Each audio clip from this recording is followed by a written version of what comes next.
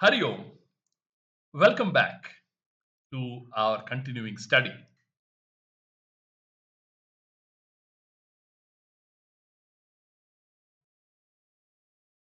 We asked the question, why would anyone want Antahkarana Shuddhi?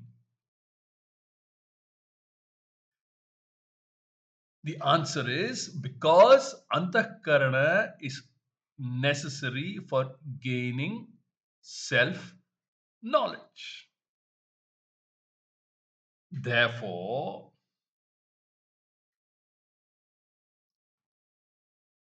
karma is performed as an indirect means for moksha to prepare the mind for gaining the knowledge.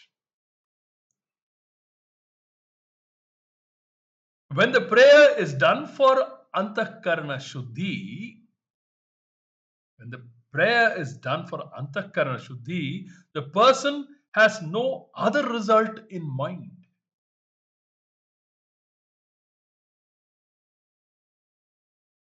One only asks that the Lord be pleased with the karma and bless him or her with a purified mind. Karma may be performed out of joy or out of a concept of duty as a prayer. When it is performed as a prayer for the sake of antahkarana shuddhi and moksha, it becomes yoga. Karma may be performed out of joy or out of a concept of duty as a prayer. When it is performed as a prayer for the sake of antahkarana shuddhi and moksha, it becomes yoga. Number of topics come under karma yoga, including prayer, devotion, samadhi, and ashtanga yoga for the sake of samadhi, all of which are stated in Shankara's bhashya to this verse. The verse itself reveals that there is a division or difference between the two subject matters, Sankhya and Karma Yoga.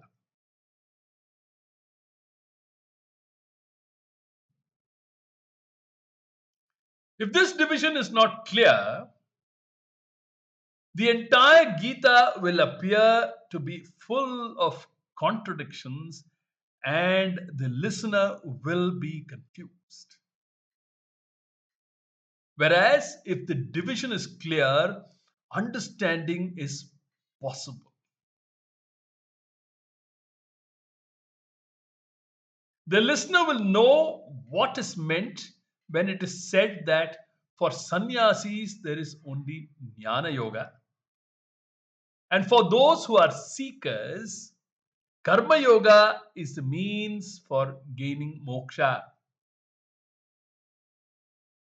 The listener will know what is meant when it is said that for sannyasis there is only jnana yoga, and for those who are seekers, karma yoga is the means for gaining moksha. A very important defining line of the entire Gita. The subject matter of this knowledge is Sankhya, a discriminative presentation of what is real and what is not.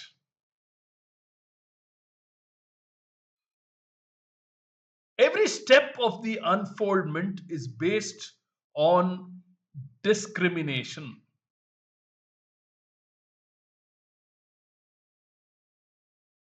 विवेक शक्ति व्यापार है, and through the Viveka Shakti Vyaparaha. We gain Viveka Shakti Vyaparaha Janita Jnanam. Every step of the unfoldment is based on discrimination between the real and the unreal, between what is good and what is bad, dharma and adharma. For example, deha, the body, is subject to death, whereas the dehi, one who indwells in the body, is not, and so on. The discrimination is presented because people usually think that when deha is destroyed, dehi is also destroyed. Nothing remains. This is what the understanding is for an unenlightened person.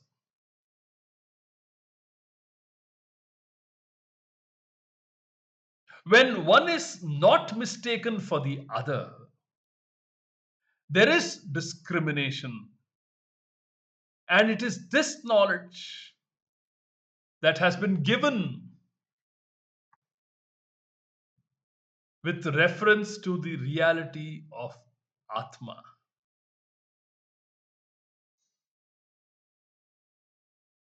When one is not mistaken for the other, there is discrimination. And it is this knowledge that has been given with reference to the reality of Atma.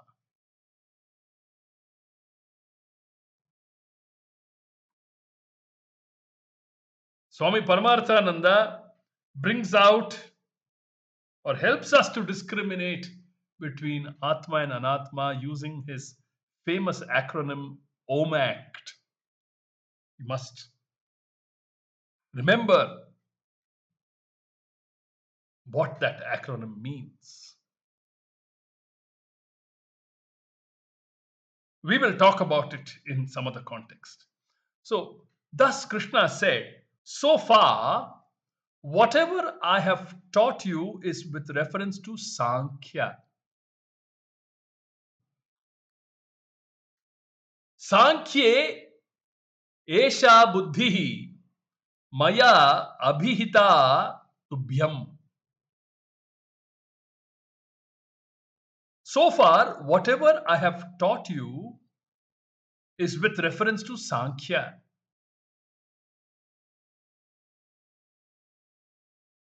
What does knowledge do? What does knowledge do? What is its role? It removes ignorance. It removes ignorance. It is the cause for the removal of ignorance. It cannot do anything else.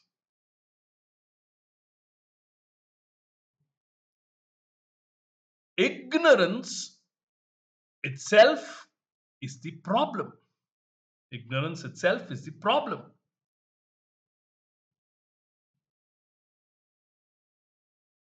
It being the cause for false pursuits and sorrow, samsara.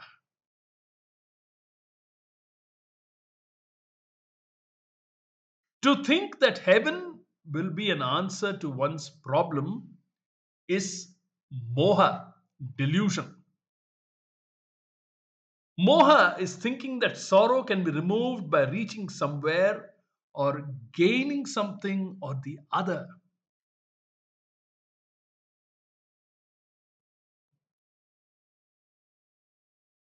Knowledge of the reality of Atma removes this ignorance and therefore is the direct cause for moksha. Knowledge of the reality of Atma or oneself removes this ignorance. Because it is out of this ignorance arises the thinking pattern that sorrow can be removed by reaching somewhere or gaining something or the other. Knowledge of the reality of Atma, knowing that the Atma is the only source of Ananda and is Purna by itself. Knowledge of the reality of this Atma, which is my own higher self, removes this ignorance and therefore is the direct cause for moksha. Karma yoga, on the other hand, is an indirect means for gaining knowledge.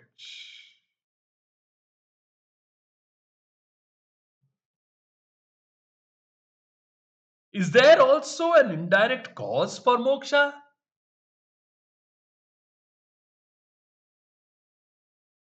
Is a question. The Bhashya says that there is, and it will be taught.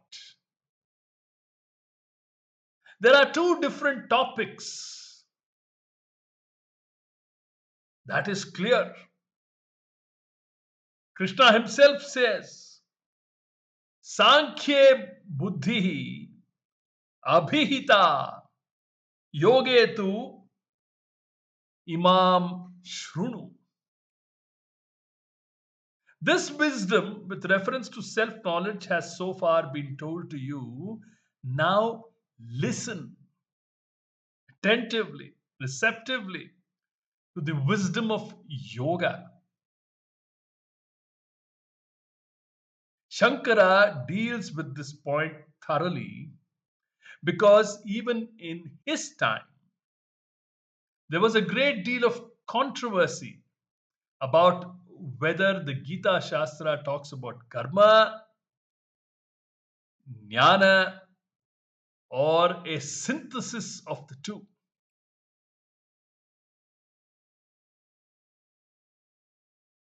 There were many such notions in one form or other. Therefore, Bhashyakara, Shankaracharya, spends a considerable amount of time here pointing out the distinction and then saying, now listen to what I am going to say about Karma Yoga.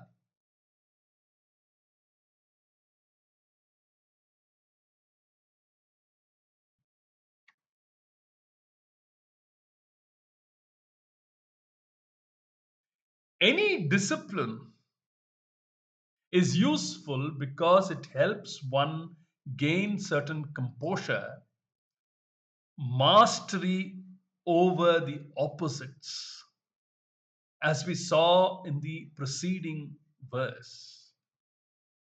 Sukha dukhe same krutva labha labhau jaya jayau.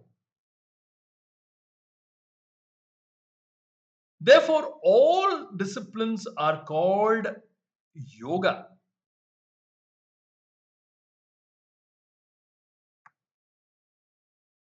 This composure is necessary for the mind to be able to receive the knowledge.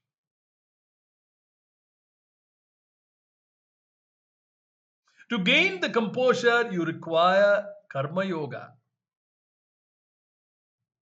Karma yoga, therefore, becomes an indirect means, not a direct means for gaining knowledge.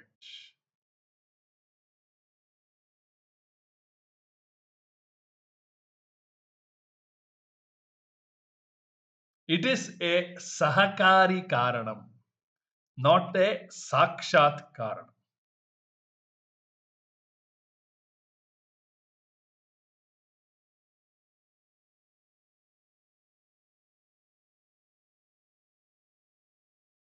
As Adi Shankara himself says in his Atma Bodha, in the second verse of Atma Bodha, बोधोऽन्य साधनेभ्यो हि साक्षान् मोक्षैकसाधनम्. मोक्ष एक साधनम बोधोन्य साधनेभ्यो हि sakshan mokshaika sadhanam. And he illustrates it beautifully, giving an example. Pakasya vanhivat jnanam vina moksho na siddhyati.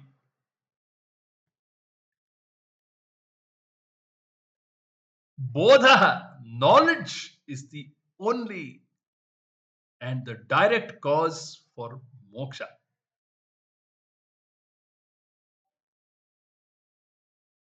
Over any other sadhana.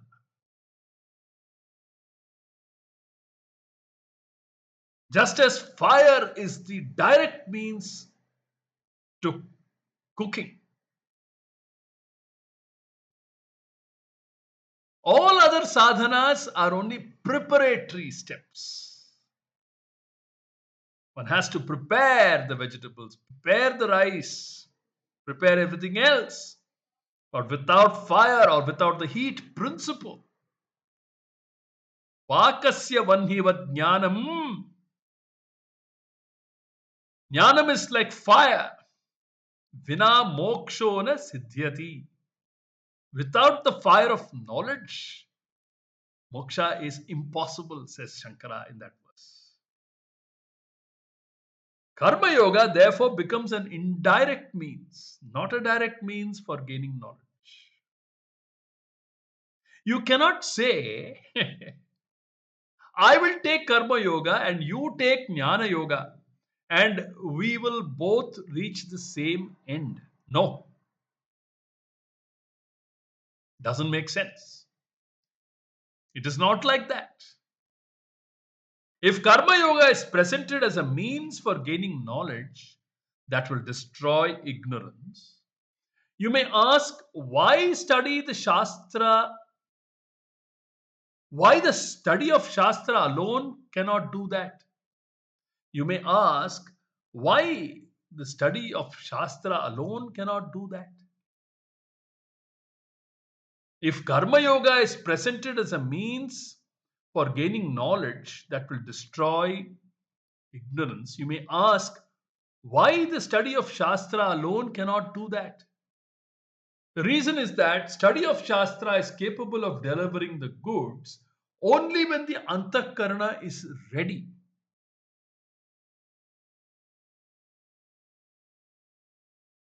Therefore, preparing the Antakarana is what is meant by Karma Yoga and what is going to be discussed here.